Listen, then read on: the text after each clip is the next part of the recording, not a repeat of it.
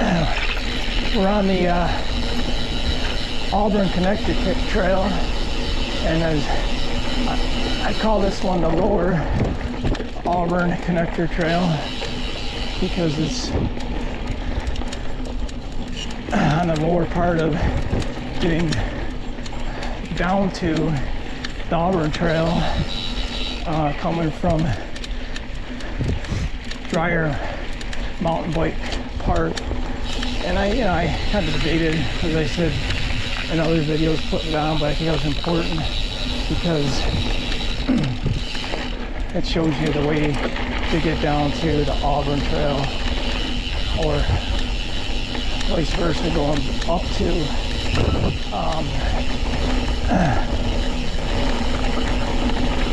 Drier Mountain Bike Park. And you could, oh, there, did you see that fox? I'm not sure if it came up on the video, but a fox went flying by. But you can see it's all downhill.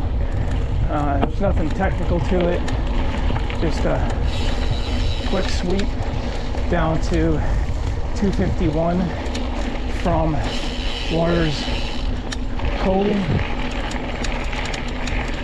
And here we are coming up on 251.